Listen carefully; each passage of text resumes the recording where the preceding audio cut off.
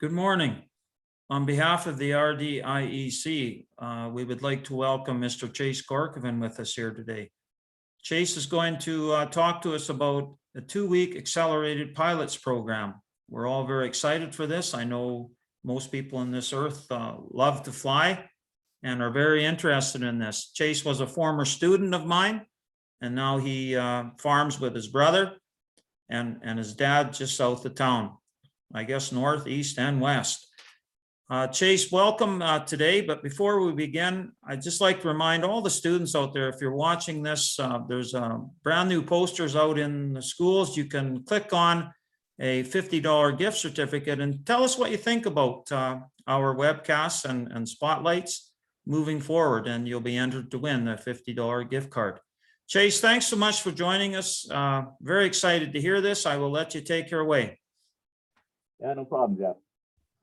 I guess I'll start off by saying this isn't the only way to go about getting your pilot's license. It's just the way that worked best for me, and I guess it does work good for a lot of people, but I do know a lot of people that have done it different routes. It just takes a little longer, I guess. So I'll start off with my interest and background in flying. Basically, I got into flying. My dad was a spray pilot. I grew up around airplanes. They were always in our yard. You wake up in the morning and he's sitting on the runway for probably his 5th load of the day already. So that's kind of where my interest spiked around it. Once I got older, I was able to help him a little bit with filling and loading chemical for him and cleaning the plane and stuff. And I guess that picture you see there is my first ride with my dad. I was probably 2 or 3 years old at the time. That's in a 1967 Piper Pawnee that we still own. It's got a bunch of restoration work done to it, and I actually fly it now. I guess I'd get into work on the planes. Has always been a bit of a hobby of mine. Now I get to do it a little bit more with oil changes and some of the maintenance with the mechanics and working on the spray systems of it. Air shows have always been a big fan of those. I remember watching Peaches down in Minot do some flying. It's pretty amazing what they can do.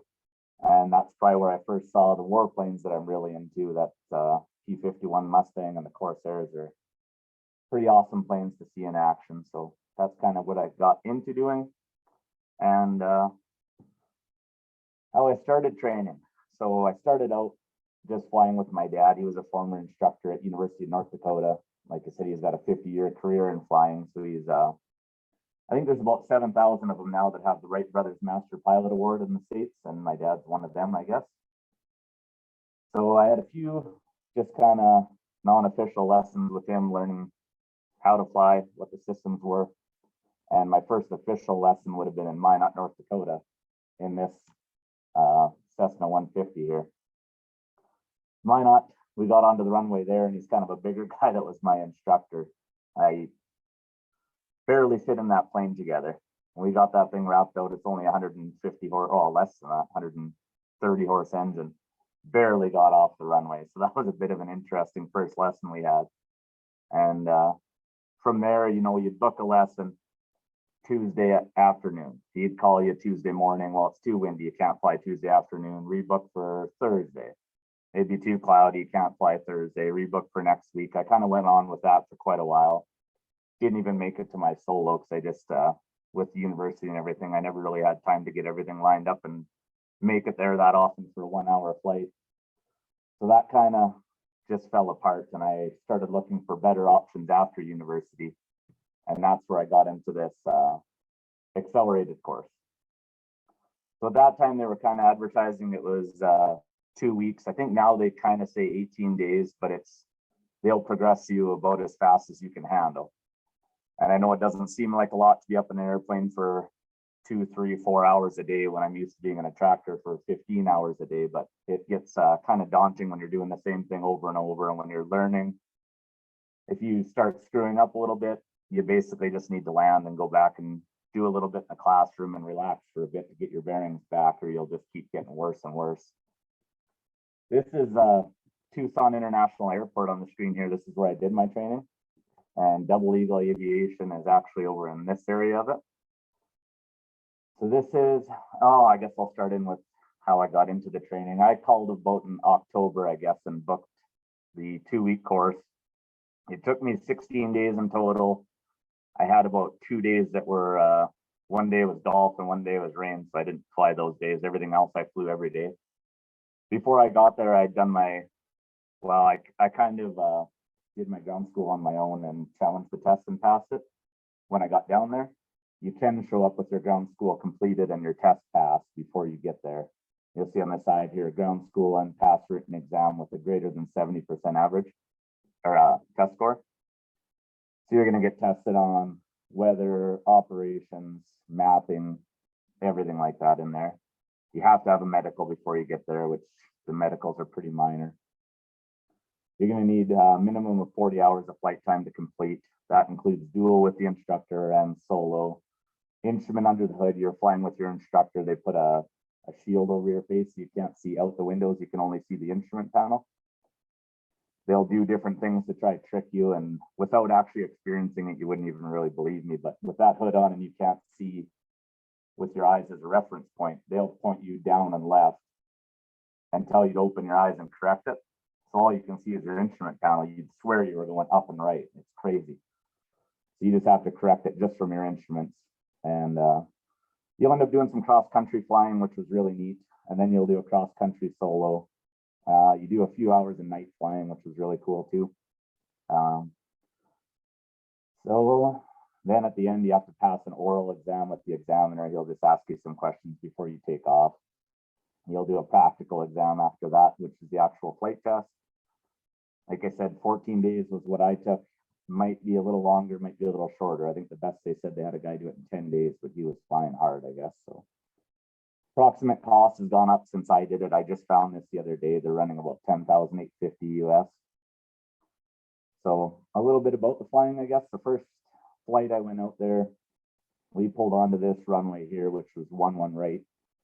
And he gives you the controls right out of the gate. You do the taxiing and he lets you take off right away. He'll be on the controls in case you can't handle it. But it's kind of neat. Right out of the gate, you're flying down this big runway. And you'll do somewhere around 10 hours, and then you get your first solo flight, which was, it doesn't seem like a lot of time to be up on your own in a big area like this.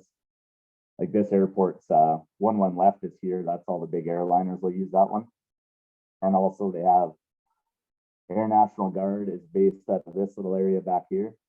And they'll be flying like F-18s out of there. I think they just brought in F-35s now. So on my solo flight, I lined up on, I guess I did a couple touch and goes, and then the instructor hopped out. So he jumped out over on this taxiway. My dad and mom were sitting over here against this fence watching me.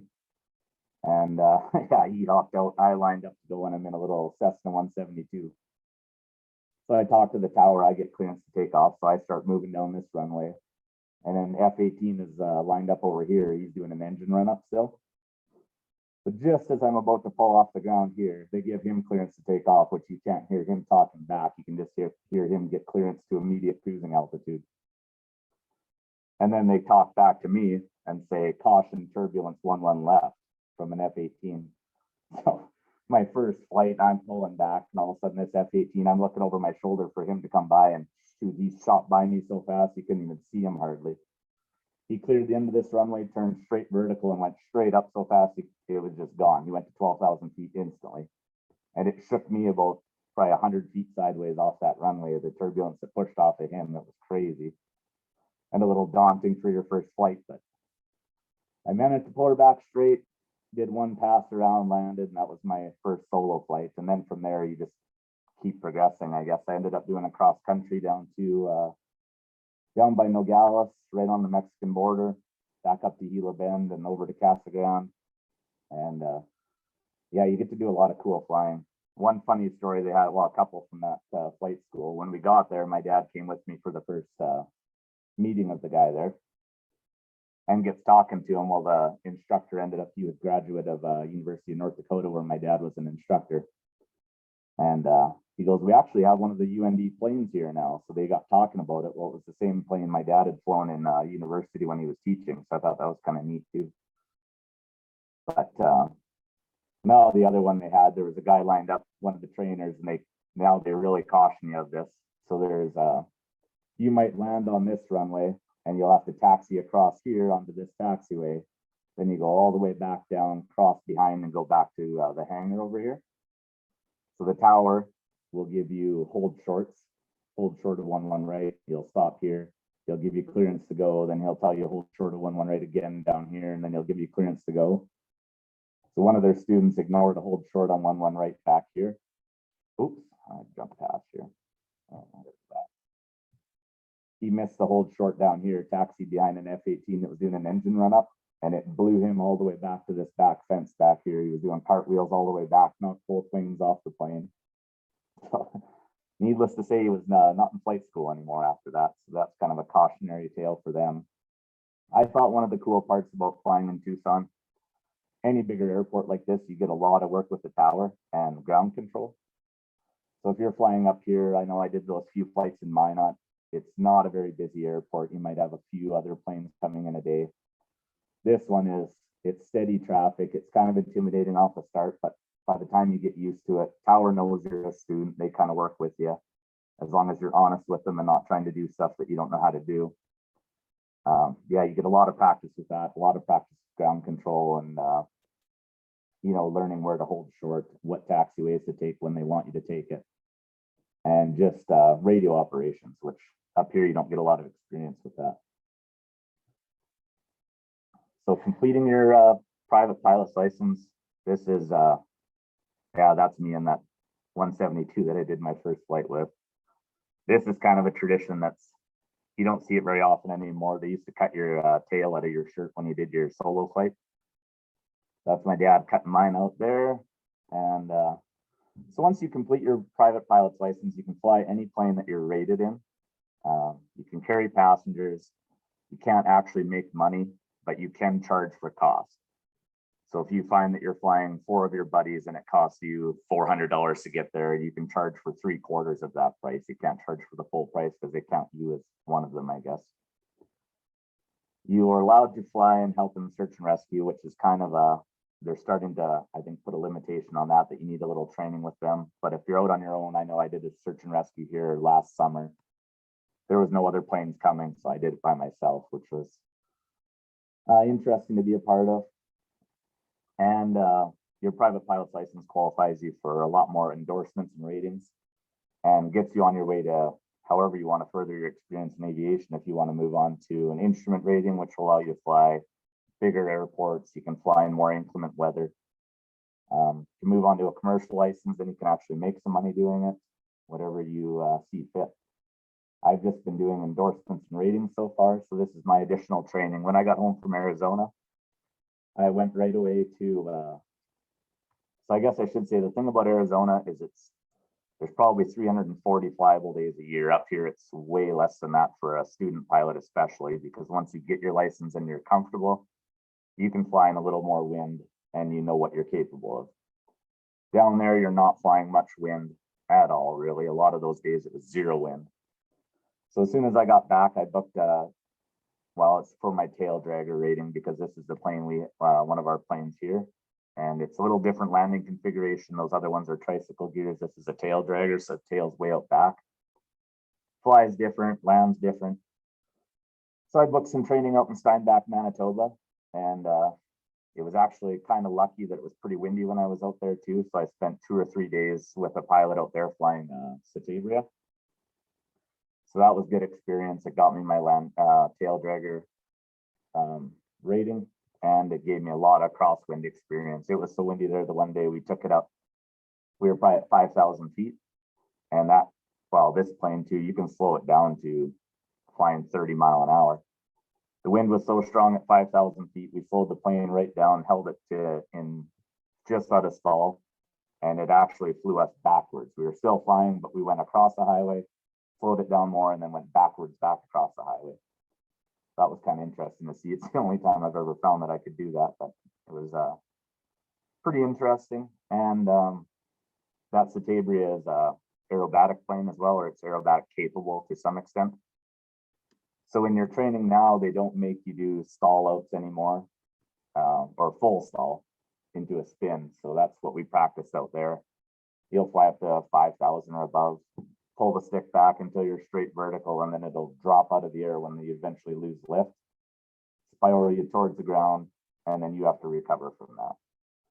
So Dad said when he's an instructor, that was actually part of the course, because it is something that you don't want to see it happen, but it is possible to make it happen if you get yourself in a really weird configuration. So it's kind of nice to see that and know that now I can get out of it when I see it. I've seen it before. When you're in school now, they'll make you do some slow stall, slow speed flying. That gets you to the point where you're about to stall. As soon as it starts to stall, they have you recover right away. You don't actually drop out of the sky with it. So the only thing they will do down there is they will make you cut your engine, not off, but to full idle. And you'll have to fly it down to the point where you can identify a safe landing zone. And then as soon as you identify that, they don't actually make you touch it down there, because it could be a gravel road, could be a highway, it could be a nice field to land in. And I guess when I got home, I had a little incident here. Not too long after I got my pilot's license, actually ended up with a full engine off and flew it right to the ground. So it was actually a surprisingly calm during it, but I knew I could get it down, pick the field, put it down in the field, got it going again afterwards. But it's kind of a good thing that I knew I could get it there anyways. Another additional training I did in Arizona was high performance complex endorsement. So we picked up this plane. It's a 1981 Saratoga, 6 passengers, 300 horsepower. Anything over 200 horsepower, you have to go for this high performance complex endorsement. So I did that at Falcon Field. It was about 6 hours of flying, close to $1,000. Basically what you get into with this, the first course you're going to do, you're just going to be flying a fixed prop plane. All you have to worry about is your mixture and your throttle. On this plane, you have to worry about your throttle, your prop pitch, and your mixture. So it gets a little more, I guess you would say, complex. That's why they call it the complex endorsement. But it's a cool endorsement to get as well. And this one's a retractable gear. It cruises a lot faster. This is the plane we take if we're going anywhere further away, I guess. Falcon Field, it was a pretty cool airport. You're right in basically in Mesa, north of the Mesa Gateway Airport. So that one I got quite a bit of tower experience. That one we're flying pretty close to Sky Harbor Airport too. So I got to see a little bit of the procedure around flying that close to a major airport. Of course, the instructor did kind of the talking on that one because I'm just not familiar with it. They had a funny story for that one too. When we were flying there, he said he overheard the one time on the radio. Student got flying at Sky Harbor and he was doing a touch and go. Well, he came from Gateway, I guess, and got close to Sky Harbor. And Sky Harbor Tower asked him what his intentions were. And he comes back on the radio and says, I want to be a commercial pilot. So the tower says back to him, that's great, I'm happy for you, but we're looking for your intentions in the next 5 minutes, not 5 years. That was kind of a funny story on that one. This was my favorite training by far. This is SES training, single engine C. So the first private pilot's license, when I finished that, I had a SEL, single engine land. This was a Cessna on amphibious floats. So we took off from a paved runway, flew out. This was in Lake Havasu, 3-day course. Like you see there, 3,800 US approximately. It was a little cheaper when I did that. That's quite a few years ago already too. You'll see here, well, that's where you're beached out on the Havasu Lake. The one on the right, we're just cruising across the lake. So when you get up in that plane, you take off, put power to it, you'll come out of the water almost, but you stay up on the steps. So you're just on top of the floats, just skimming the water. So if you back the power off there, you basically turn yourself into a boat. You can fly around the lake 50 miles an hour and you're attached to the water. You can't quite get off it, so you don't have enough speed. Till you add a little more, then you'll take off. So he was having me just practice that. You just backed it off and we zipped around there. We were going around fishermen and whatever, cruising around. That was kind of neat. Bottom left, that's a picture I took of the London Bridge.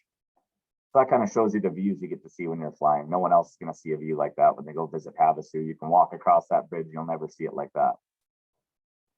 Bottom right, that's flying up the Colorado River. So we cruised up through there, did some landings actually on the river. So that's kind of neat. Like that, it would take you forever to get there in a boat. That took us 10 minutes to get there in a plane. You're way up in the middle of nowhere up in there. We got into some areas that were straight cliffs up both sides, and we got to dip down and fly between them. That was pretty cool too.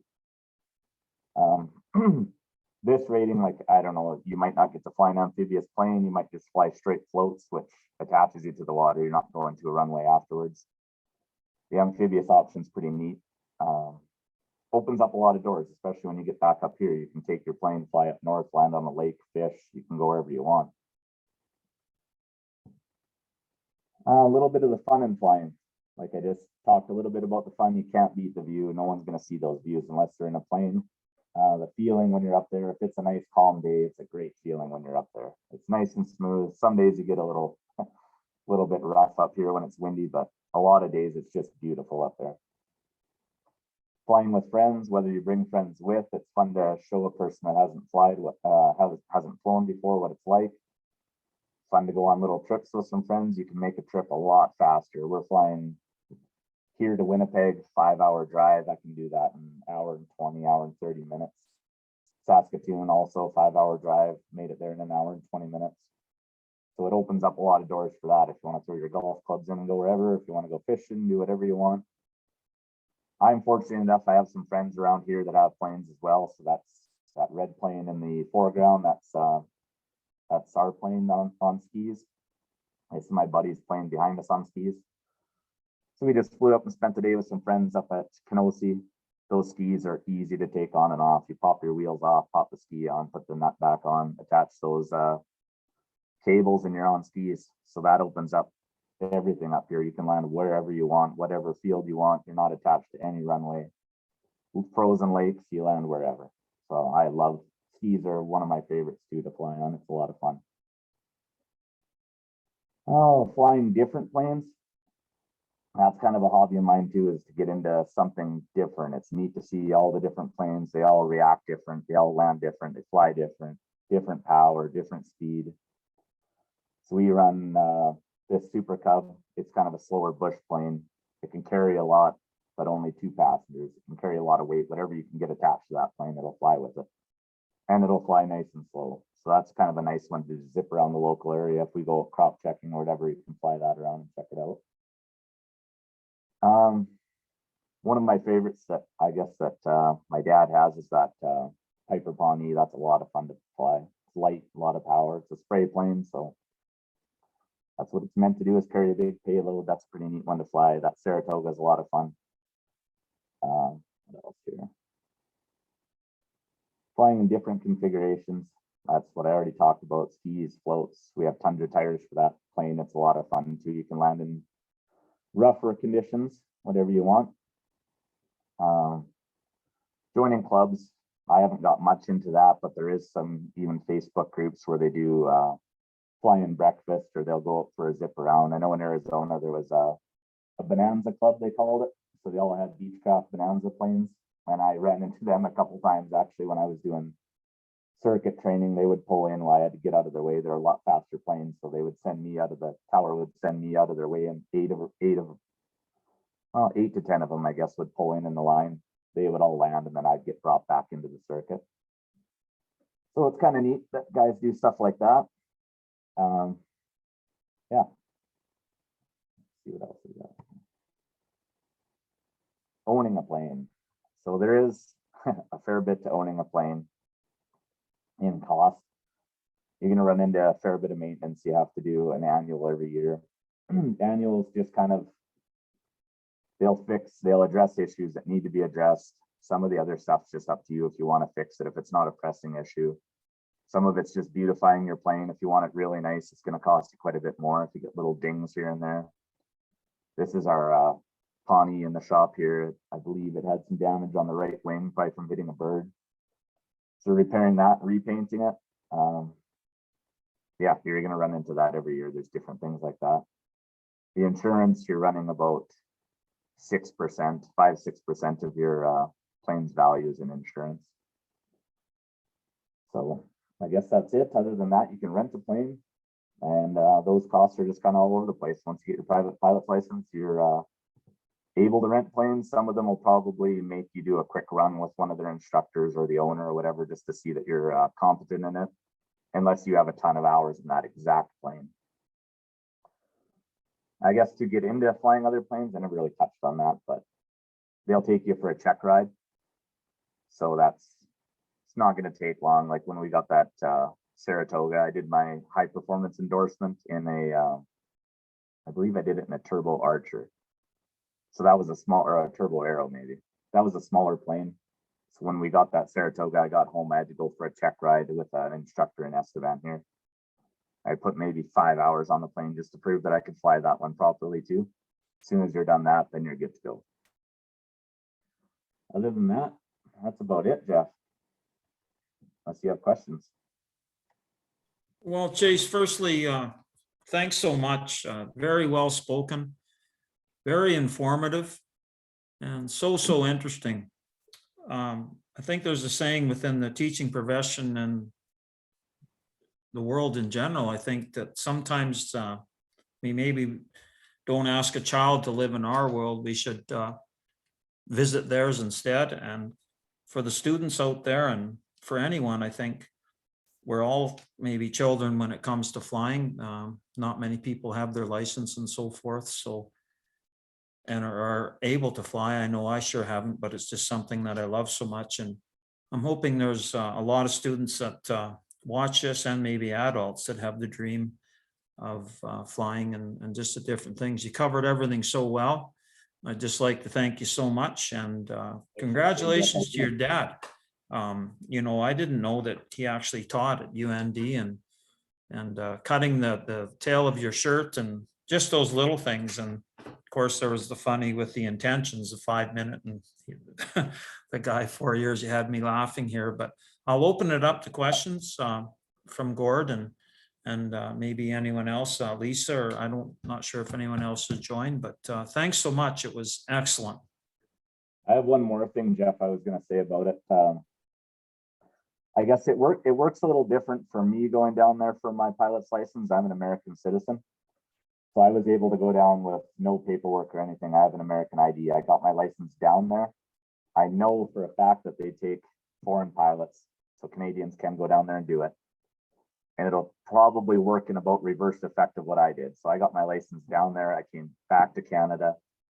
I can either convert my license here, or so far I haven't done that. I've just done a foreign license validation.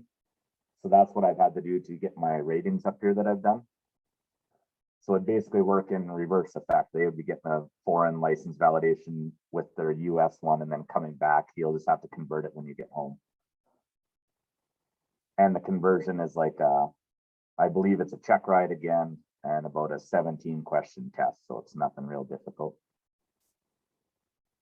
Well, that's awesome. I know Lisa's husband, she just had mentioned that he's a helicopter mechanic and he has his pilot's license. So I'm sure, and Gord started his, so I'm sure they have some questions for you here. But on my part, just thanks so much. It was an excellent presentation, and it just adds so much knowledge and value for the students out there that are watching and you know, just moving forward in this crazy old world that we got going on today.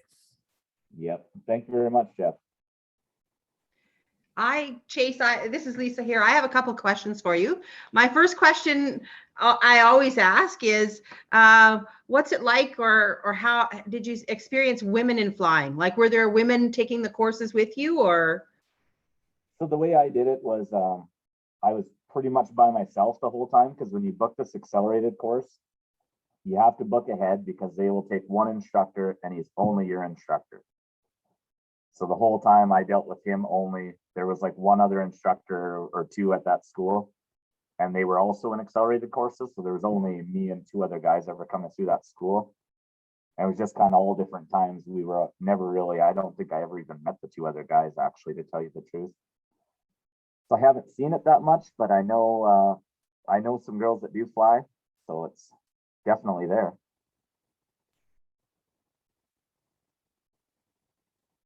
Is individualized. It's not as a large group at all. No. Nope. If you do this accelerated course, he's your instructor or she is your instructor until you are done. Okay. My next question. I did. Okay.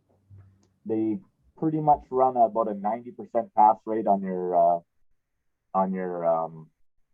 checkout ride. to actually get your license, and they run about a 99% on your second check ride. If you don't get it your first time, you're pretty much getting it your second time. They'll make sure. Oh, well, And that's it's good to know. not that they boost you through. They'll sit and train you again until they're absolutely positive you're going to pass. Good, good.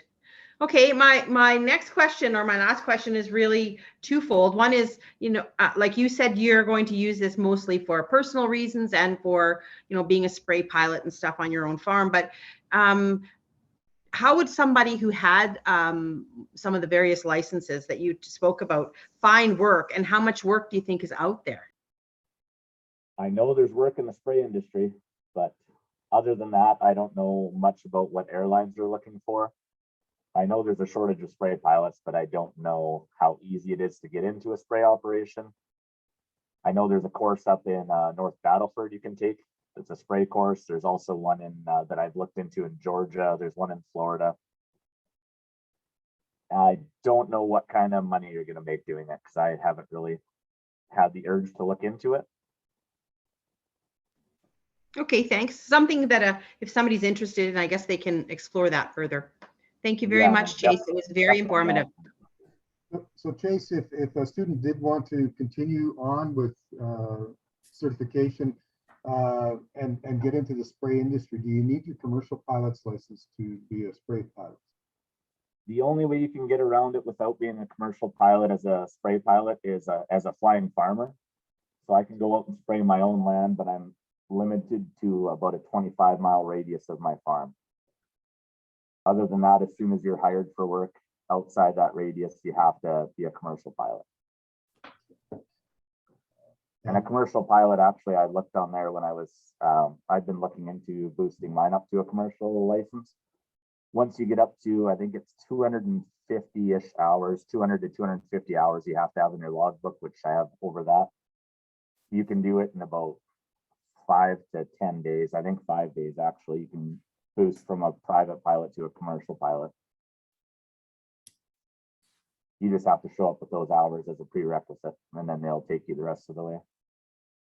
Thank you. Thank you. That's good for students to know. That's all the questions I have. Thank you very much. Chase, I think I'll leave it with this again. Thank you so much. And I know just driving into the city with my dad and just different people, there was some derogatory comments about in Regina and Saskatoon, Winnipeg, something farmer, just driving a vehicle. So when you say flying farmer, it just kind of made me laugh, so thinking back. Yeah, that's kind of a funny name that's carried on forever. That's been the name for it for a long time. It's an exemption to the rule. Yeah, but thanks so much for joining us today. And it was just so valuable. And you take care, and all the best moving forward. And let's hope for more moisture for all of Saskatchewan this year, for all the farmers and all the cattle farmers, everybody out there. Take care. Thanks, Chase. Thank you very much, Jeff. Thank you, guys.